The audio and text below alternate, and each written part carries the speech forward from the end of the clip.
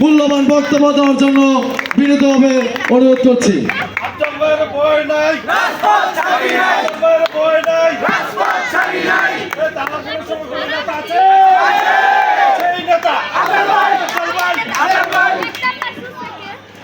বিসমিল্লাহির রহমানির রহিম। তারা পৌরসভা ৫ নং ওয়ার্ড বিএনপির অফিস উদ্বোধন ও অস্ত্র সন্ত্রাস মাদক ও চাঁদাবাজির বিরুদ্ধে আজকের এই প্রতিবাদ সভায় সম্মানিত সভাপতি, অত্র এলাকার বিশিষ্ট শিল্পপতি, তারাও ইউনিয়ন বিএনপির সাবেক সভাপতি জনাব আব্দুল্লাহ সাহেবের সুযোগ্য সন্তান জনাব মোস্তফা মনোয়ার ভূঁইয়া শাওন সাহেব মঞ্চে উপস্থিত আছেন। আজকে প্রধান অতিথি তারাও পৌর বিএনপির সংগ্রামী সভাপতি জনাব তাশিক ওসমান সাহেব মঞ্চে উপস্থিত আছেন। আজকের বিশেষ অতিথি তারাও পৌর বিএনপির সংগ্রামী সাধারণ সম্পাদক জনাব হাফিজুর রহমান পিন্টু চাচা মঞ্চে উপস্থিত আছেন। তারাও পৌর বিএনপির সিনিয়র সহসভাপতি জনাব রফিক মোল্লা সাহেব মঞ্চে উপস্থিত আছেন। তারাও পৌর বিএনপির সিনিয়র যুগ্ম সাধারণ সম্পাদক হাজী মফিজ ভাই মঞ্চে উপস্থিত আছেন।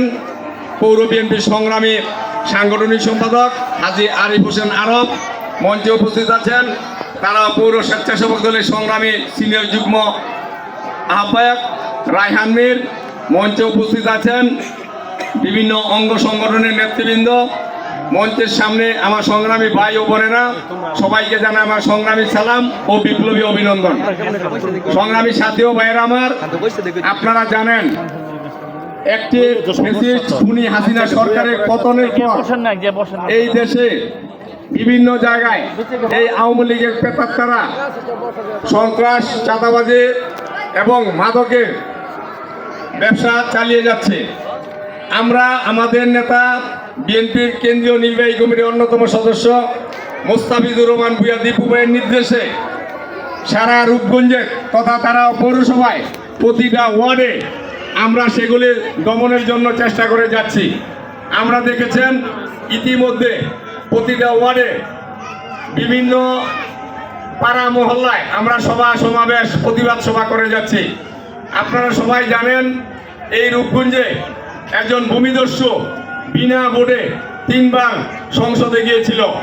তার যেই সমস্ত অপকর্মের চিহ্ন সবচেয়ে বেশি ছিল তারা পৌরসভায়, সেটা ছিল খাদুন, মৈকলি, রূপসী, কর্ণগোপ এই সমস্ত এলাকায়। এই গাজী গোলাম দস্তগীর একটি সন্ত্রাসী বাহিনী গঠন করেছিল। বিভিন্ন এলাকায় অস্ত্রধারী সন্ত্রাসীদের নিয়ে তিনি বিভিন্ন মানুষের জমি জমা বাড়িঘর দখল করেছেন। তিনি কথায় কথায় মানুষের বাড়িঘর ভাঙচুর করিয়েছেন। তিনি ছোট ছোট কিশোর ছেলেদের হাতে অস্ত্র তুলে দিয়েছেন। তিনি মাদকের ঘরে ঘরে মাদক পৌঁছে দিয়েছিলেন। আজকে এই মাদকের কারণে আমাদের প্রতিটি পাড়ায় মহল্লায় ঘরে ঘরে অশান্তি, ঠিক না? আমরা এই মাদক ব্যবসায়ীদের নির্মূল করবো ইনশাল্লাহ। আমাদের দীপু ভাইয়ের নির্দেশ, কোনো মাদক ব্যবসায়ী রূপগঞ্জে থাকতে পারবে না ইনশাল্লাহ। আমরা তাদেরকে কঠোর হস্তে দমন করব। আপনারা দেখেছেন এই সন্ত্রাসীরা কথায় কথায় অস্ত্র উঠিয়ে গুলি করেছে। আমরা চোখের সামনে দেখেছি বরপাতে একটি হোটেল কর্মচারীকে গুলি করে মেরেছে। আমরা চোখের সামনে দেখেছি রূপসী সিটি গেটের সামনে গোলাগুলি করতে। আমরা চোখের সামনে দেখেছি গন্ধপুর প্রকাশ্য দিবালোকে 12টার সময় একটা ছেলেকে কুপিয়ে মেরেছে তারা নিজেরা সংঘর্ষ করে। আমরা এই 16 বছরে অসংখ্য নির্যাতনের চিহ্ন আমরা দেখেছি। আজকে দেখেন এই গাজীর অবস্থা কি, পরিণতি কি হয়েছে।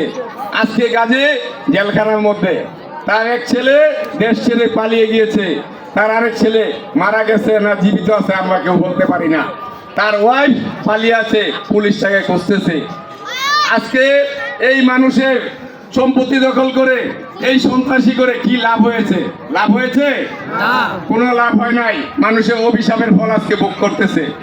আপনারা গত 2 দিন আগে দেখেছেন এই রূপগঞ্জের শীর্ষ সন্ত্রাসী যে কথায় কথায় মানুষের বাড়িঘর ভাঙচুর করতো, ফিরোজ, সে কক্সবাজার পালিয়েছিল, তাকে কক্সবাজার থেকে আমরা ধরে এনেছি।